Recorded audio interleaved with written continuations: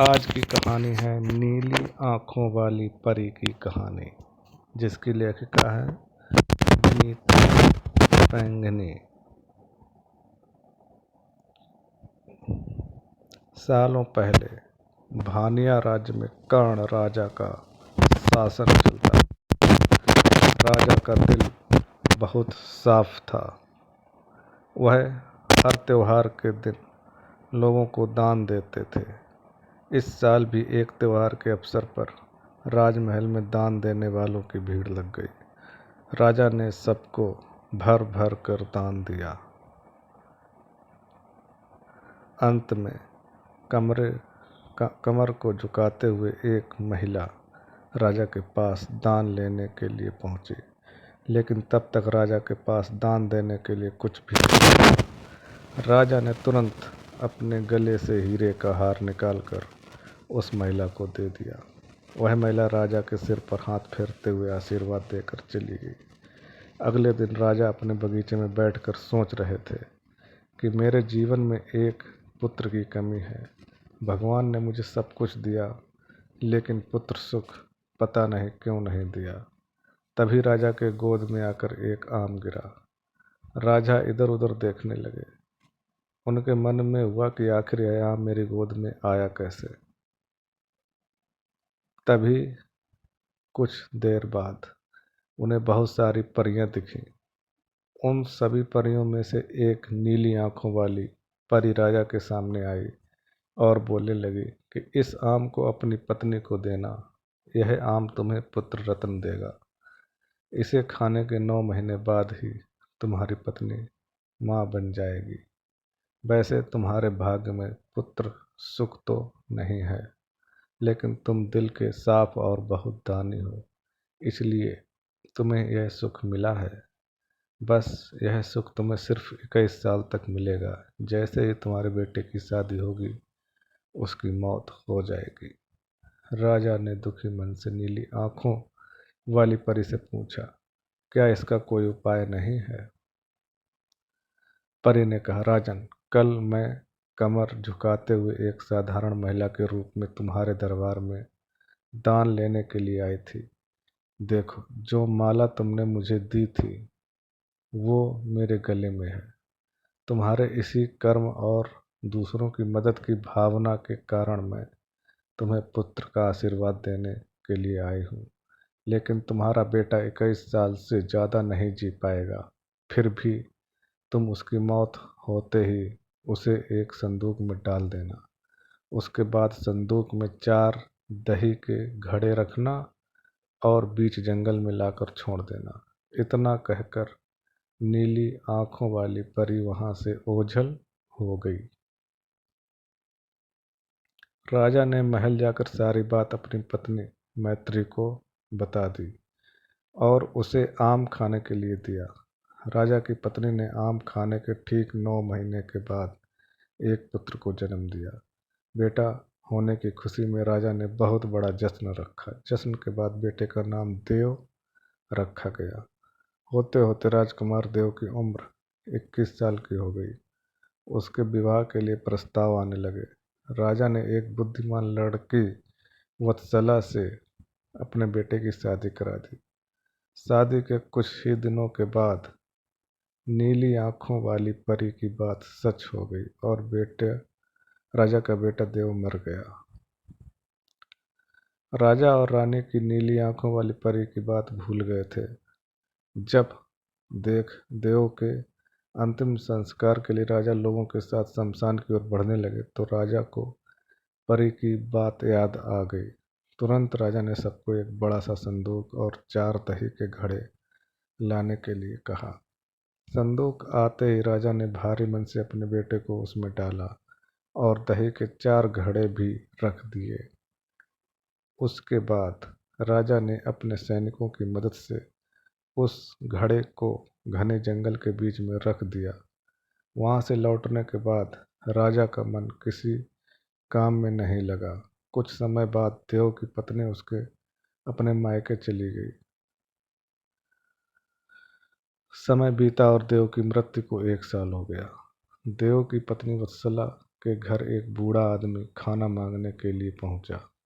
उसने बड़े प्यार से उसे खाना खिलाया। खाना खाने के बाद उस भिखारी ने अपना हाथ धोने के लिए दूसरे हाथ की मुट्ठी खोली। तभी वत्सला ने उस मुट्ठी में अपने पतिदेव की सोने की चैन देखी। वत्सला ने तुरंत भिखारी से पूछा, आपको यह चैन कहाँ से मिली? यह मेरे पति की है, जिन्हें संदूक में बंद करके जंगल के बीच रखा गया था। भिखारी ने डरते हुए कहा, हाँ, मैंने यह चैन उसी संदूक से निकाली है। वत्सला ने कहा, आप डरिए मत, मैं सिर्फ उस जंगल तक जाना चाहती हूँ जहाँ मेरे पति का संदूक रखा है। भिखारी ने कहा, वह भयानक जंगल है, मैं आपको वहाँ तक नहीं लेकर जा पाऊंगा। हाँ, आप चाहो तो मैं आपको उस संदूक से थोड़ी दूर ले जाकर छोड़ सकता हूँ। वत्सला तेजी से भिखारी के साथ जंगल तक पहुंची। घने जंगल से पहले ही भिखारी वहां से चला गया। फिर वत्सला अकेले अपने पति के संदूक को ढूंढने के लिए निकल पड़ी।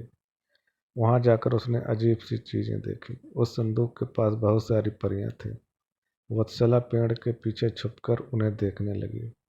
वत्सला ने देखा कि सारी परियों के बीच से एक नीली आंखों वाली परी आई। उसने संदूक में एक लकड़ी देव के मृत शरीर के सिर के पास और एक पैर के पास रखी। तभी देव संदूक से बाहर निकल आया। परियों ने देव को मिठाई खिलाई और दोबारा संदूक के अंदर डालकर लकड़ियों की स्थिति बदल दी। रोज रात को नीली आंखों वाली परी इसी तरह से देव को बाहर निकालती और फिर उसी में भेज देती थी। वत्सला डरते हुए उसी जंगल में फल खाकर 3 से 4 दिन तक यह सब देखती रही। एक दिन वत्सला ने भी संदूक खोलकर अपनी नीली आंखों वाली परी की तरह ही लकड़ी की स्थिति को बदला।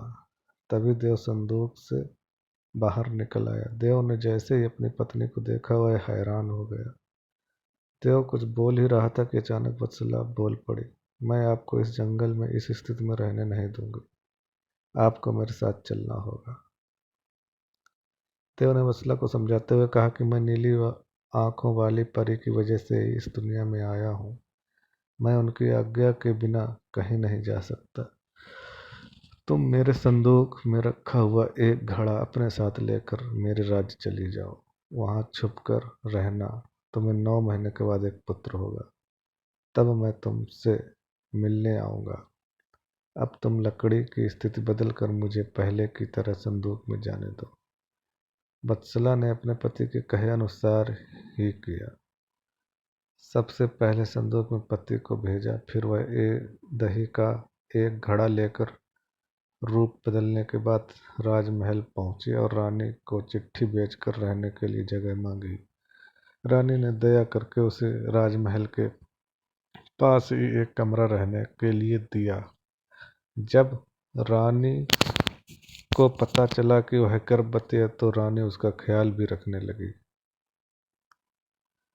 जब वत्सला ने बच्चे को जन्म दे दिया तो देव उससे मिलने के लिए आया।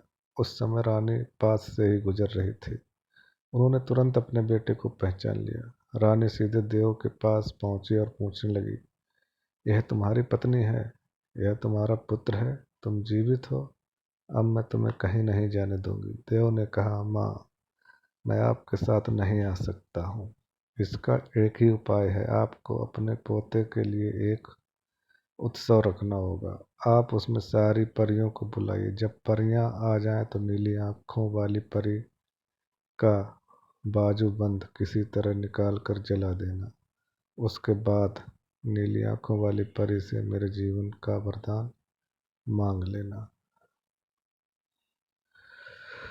इतना कहकर राजकुमार देव वहां से चला गया। उसकी मां ने दुखी मन से उसे विदा किया। कुछ ही दिनों में रानी मैत्री ने अपने बेटे देव के कहे अनुसार जश्न रखा।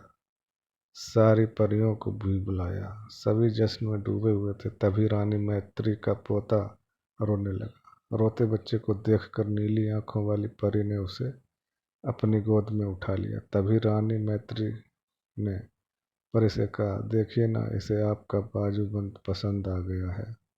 तभी तो आपके पास आते ही इसने रोना बंद कर दिया।